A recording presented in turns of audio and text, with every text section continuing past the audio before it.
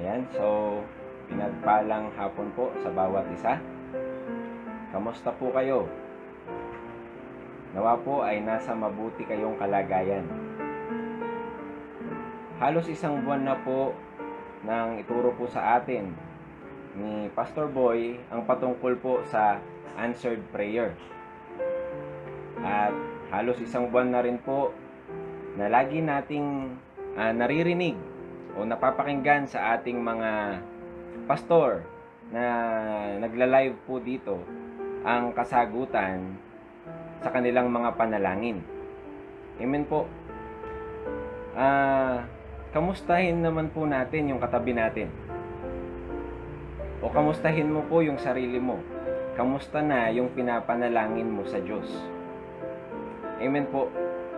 Siguro po yung iba nasagot na yung mga panalangin. Yung iba naman po siguro ay nag-aantay pa ng kasagutan ng kanilang mga panalangin. Kaya mainam po na balik-balikan po natin yung mga FB Live po natin dito sa Facebook. Amen po. Mag-commercial lang po ako saglit. Bago po tayo mag-umpisa. Ano po? So, ayun po, ugaliin po natin na manood ng mga YouTube po natin. Amen po. Search nyo po yung Rema Philippines. At huwag nyo pong kalimutang mag-subscribe.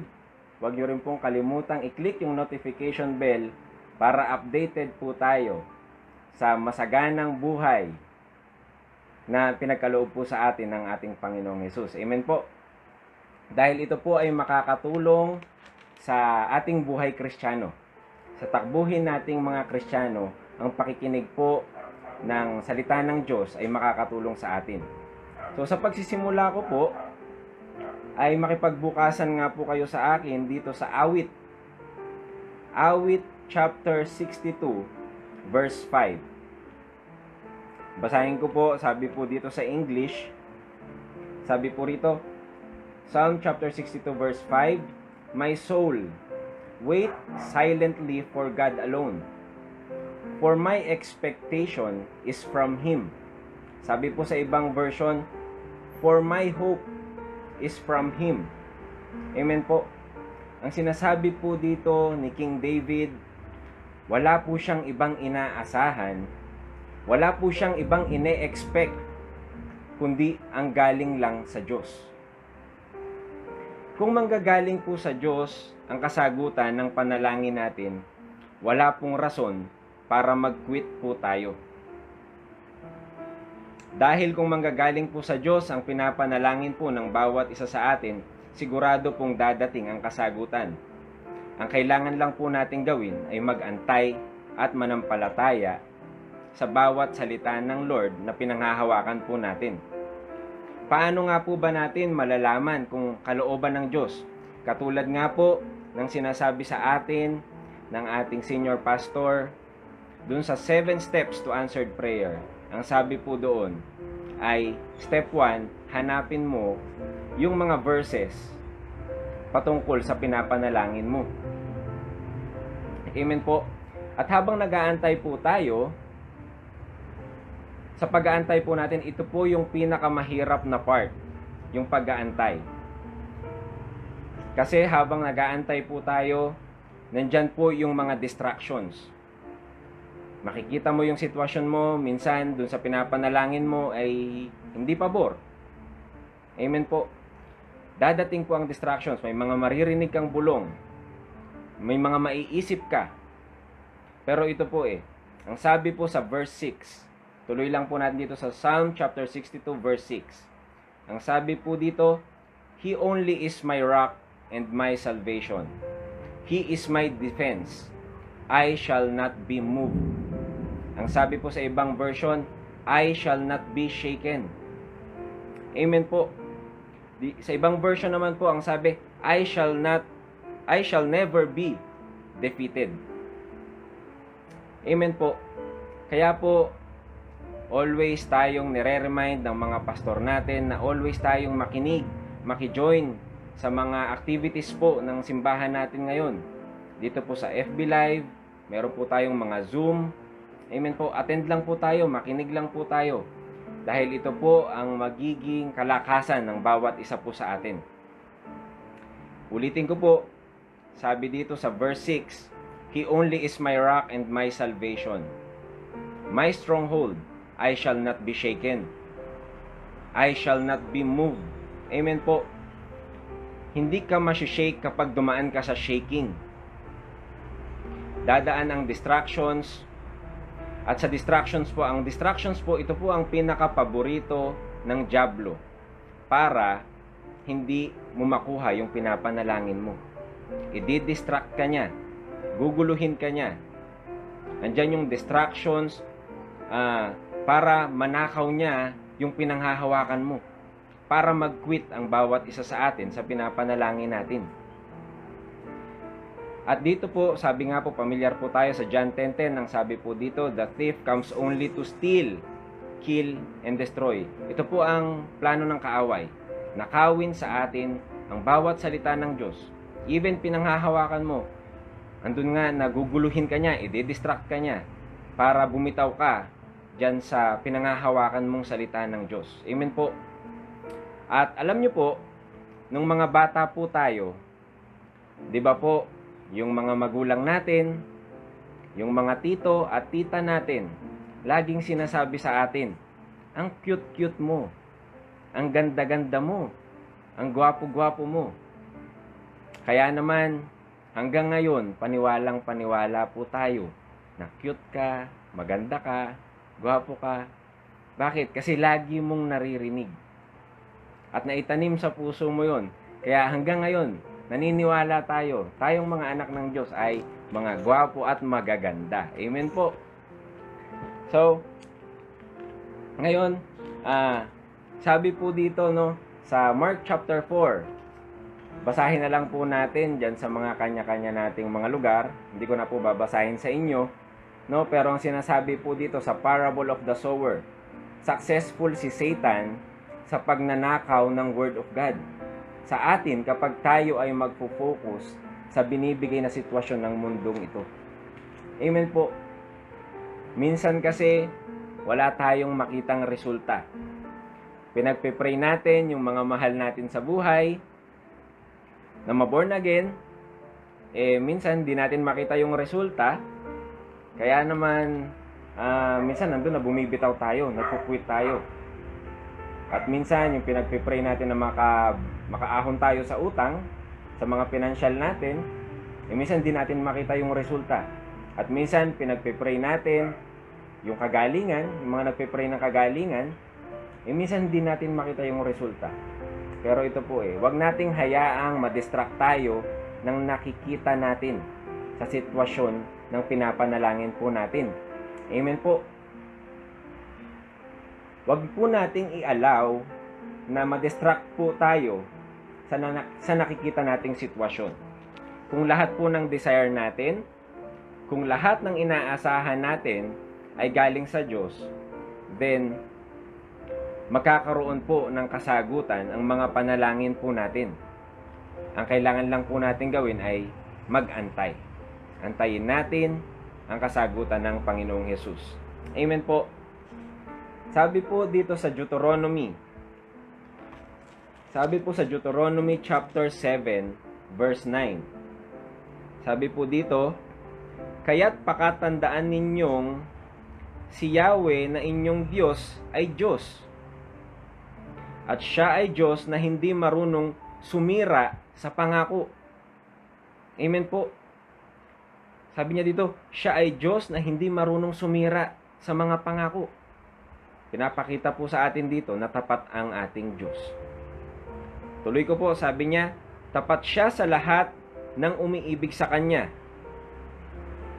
at sumusunod sa Kanyang mga tuntunin. Once na maipakita po natin sa Lord ang pag-ibig natin at pagsunod po sa mga tuntunin, prinsipyo ng Diyos, kaya rin pong ipakita sa atin ng ating Diyos, Ama, ang Kanyang katapatan. At sabi po rito, ipinadarama niya ang Kanyang pagmamahal hanggang sa 1,000 salinlahi. Sabi niya sa English, "Know therefore that the Lord thy God, He is God, the faithful God, which keepeth covenant and mercy with them that love Him and keep His commandments to 1,000 generation." To 1,000 generation. Amen po. At sa 1,000 generation pong yun, naniniwala po ako, kabilang po tayo dun. At sinasabi po ng Lord, tapat siya sa atin. Ng mga pangalan ng tao. At sa babanggitin ko pong mga pangalang ito ay may maiisip tayo kung ano po sila. Pag sinabi ko pong Manny Pacquiao, ano po ba ang maiisip natin? Isang magaling na boksingero. Amen po. Kapag sinabi po nating Michael Jordan, ano pong maiisip natin? Isang magaling na basketball player. Amen po. At ang sinasabi po ng Deuteronomy 7:9, ito po ang title ng Diyos. Sabi niya po, He is God, the faithful God. Amen. Ito po ang title niya. He is God, the faithful God. Sabi nga po sa kanta, Waymaker, Miracle Worker, Promise Keeper, Light in the Darkness, that is who you are. That is who He is. Amen po. Yun po ang nature ng Diyos. Nature po ng Diyos na gumawa ng himala at tuparin ang kanyang mga pangako. Kaya nga po, ang sabi dito sa Deuteronomy 7:9, He is God, the faithful God. Ito po ang title ng Diyos Ama nating nasa langit. Amen po. At isa pa pong verse, sabi po dito sa Isaiah chapter 40 verse 8, Yes, the grass withers and the flowers fade, but the word of our God endures forever. Amen po. Tapat po ang Diyos. Mag-fade ang mga bulaklak, pero ang salita po ng Diyos ay hindi mawawala, hindi magbabago. Amen po. Ganun po katapat ang Diyos. Bakit po? Ulitin ko po, He is God, the faithful God. At sinabi po ni Jerry Sabel, narinig ko po sa preaching niya, minsan niyang sinabi, sabi niya po doon, ang attitude nating mga Kristiyano ay dapat ganito. At ito po yung sinabi niya.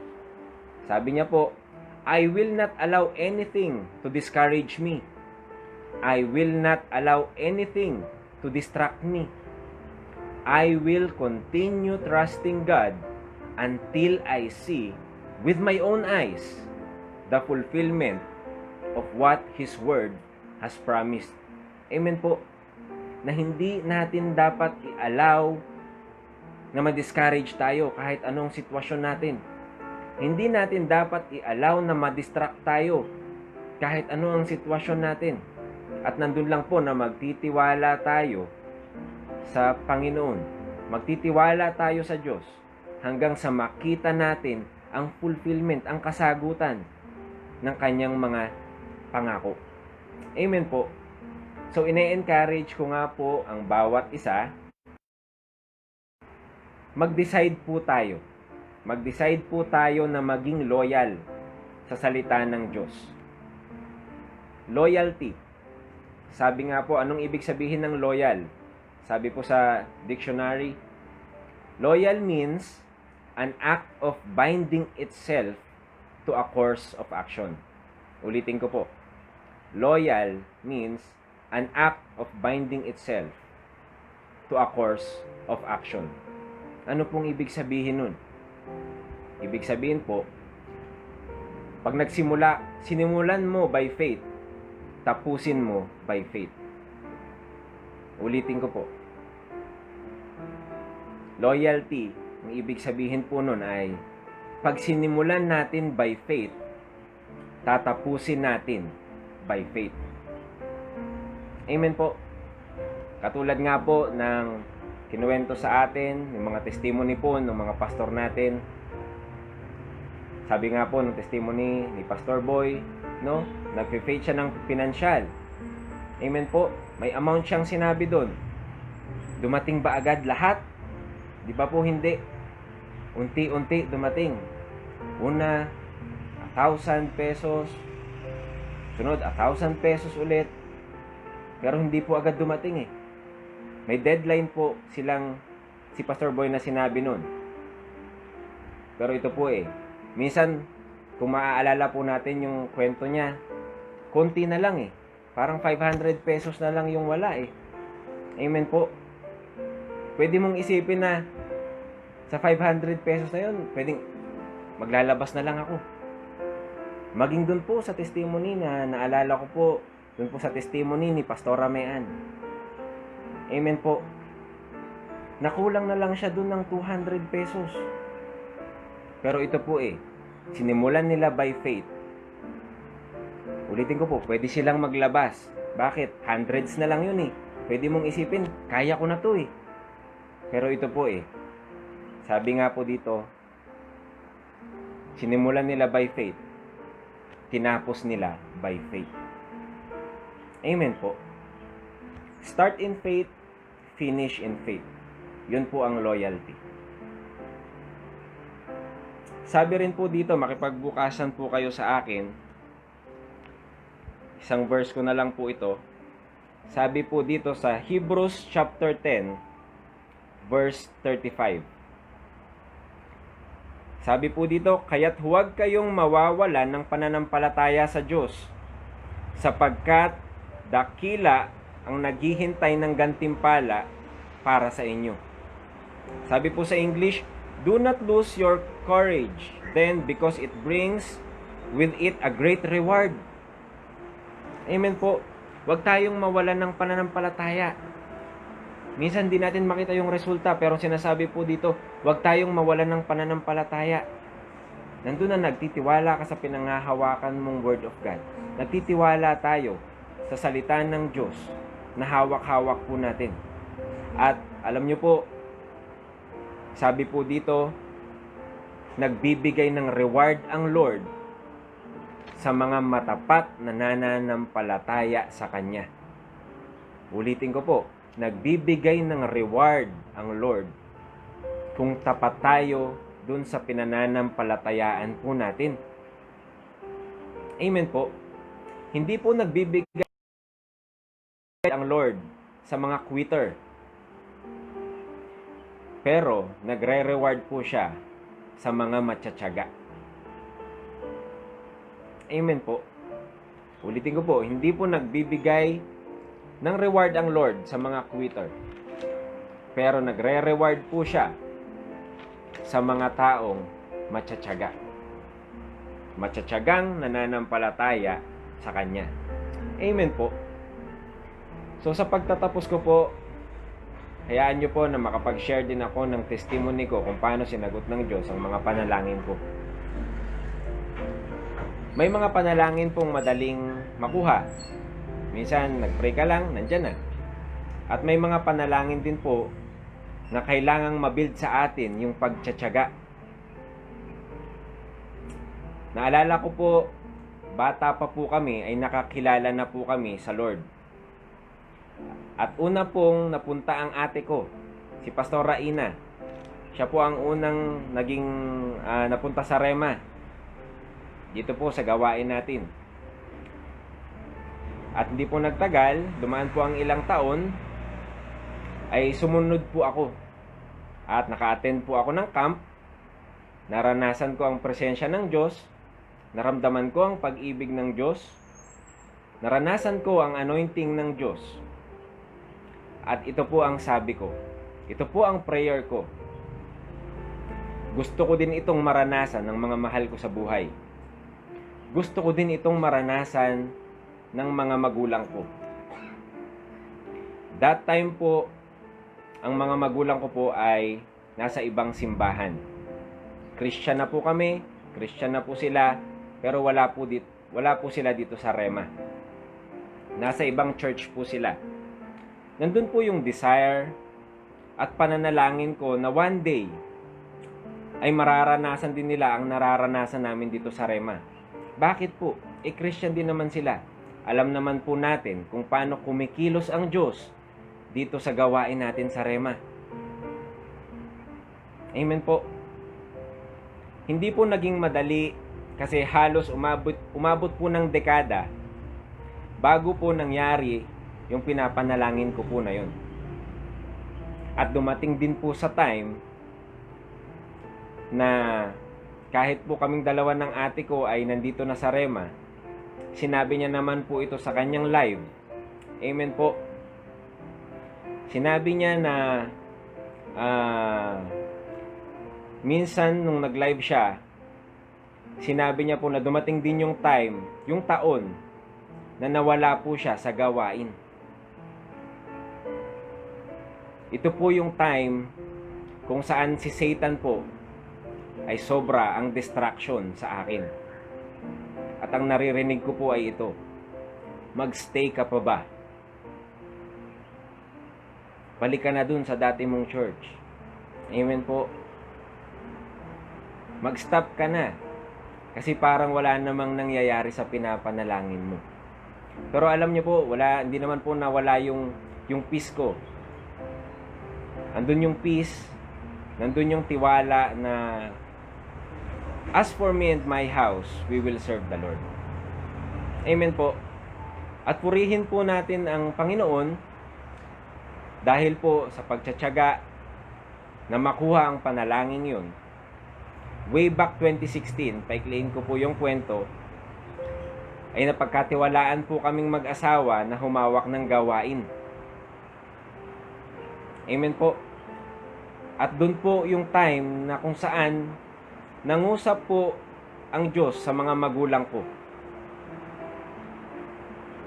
At ang sabi po nila, dumating na lang yung isang araw, ang sabi po nila, bakit hindi na lang tayo sa iisang simbahan magsimba? At doon po nag-start ang magulang ko na magsimba at magstay na sa Rema. At ito po, ang sarap po sa pakiramdam na every Sunday, every morning, ay sabay-sabay kayong magpe-prepare para sa gawain ng Panginoon. Alam ko po nakaka-relate ang iba sa akin. Ang iba po ay nananalangin na one day maisasama nyo rin yung mga magulang nyo, yung mga mahal nyo sa buhay sa gawain ng Panginoon. Huwag po tayong mawalan ng pag-asa dahil tapat po ang Diyos sa kanyang mga pangako. Maging tapat lang po tayo, Panginoon. Magpatuloy lang tayo. Bakit po? Dahil hindi pa po tapos ang Diyos sa kanya-kanya po nating buhay. Hindi pa po tapos ang Diyos sa mga pamilya natin. Amen po. At ito din po yung time kung saan po na-restore po ang ate ko. Kung saan po ngayon po ay meron na rin siyang hawak na simbahan. Amen po. Na nandun na nagpapatuloy kami sa Panginoon. Sabay-sabay kaming nagpapalakasan. Dadating time na manghihina tayo, pero alam nyo po, ito po yung masarap kapag pamilya kayong naglilingkod sa Panginoon. Sabay-sabay kayong maghihilahan pataas. Amen po. At yun po, nasagot po ang matagal ko ng panalangin. Naisama ko sila sa camp at naranasan po nila ang presensya ng Panginoon at sabi nila, magstay na sila. Bakit po? Dahil iba po kumilos ang Diyos sa buhay po natin dito sa Rema. Amen po. At ang isa pa po, yung tinestify po ng ate ko nung nakaraan, yung kapatid ko pong si Jay, andun na pinagpipray namin yung kagalingan niya. Ang biro ko pa nga po sa kanya before, Jay, dati ang kaya mo lang buhatin, ballpen. Sa mga nakakaalam po ng sitwasyon ng kapatid ko. Binibiro ko siya noon, Jay, dati ang alam mo lang buhatin, ballpen. Pero ngayon, alam nyo po, binubuhat niya na ngayon yung organ niya para makapaglingkod sa Panginoon. Tapat po ang Diyos sa mga pangako niya. Siya ang Diyos na pinagtitiwalaan natin na nagpapagaling. Siya ang Diyos na pinagtitiwalaan natin na nagpo-provide ng mga pangangailangan po natin. Amen po. At last po, naalala ko po, biro pa po sa amin ni Pastora Josie. Ano ang feeling na pagdating mo ng simbahan ay nagsisermon ka sa magulang mo? Tapos, pag uwi mo ng bahay, ikaw naman yung sesermonan. Amen po. Isa lang po, no?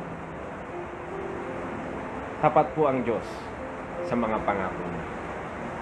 So, sa pagtatapos ko po, encourage ko po ang bawat isa na magtiwala lang po tayo, manampalataya tayo, magtiyaga tayo. At huwag tayong titigil until hindi natin nakukuha yung pinapanalangin po natin. Amen po. I-remind ko po ulit ang bawat isa, start in faith and finish in faith. Simulan natin sa pananampalataya at tapusin po natin sa pananampalataya. So, praise the Lord po. I hope po ay may napulot po ang bawat isa sa atin. So, sige po, manalangin po tayo. Amang banal na makapangyarihan sa lahat, Panginoong Hesus, maraming salamat o Diyos. Turuan mo pa kami, Panginoon, na magtiyaga sa pananampalataya sa iyo, Father God. At hayaan mo, Lord God, na makilala ka pa namin, Panginoon. Mas mapalalim pa kami sa iyo, Father God. At dalangin namin, O Diyos, ang pagsama mo sa bawat isa, maging sa bawat nanonood, Panginoon, bawat nakikinig, Lord.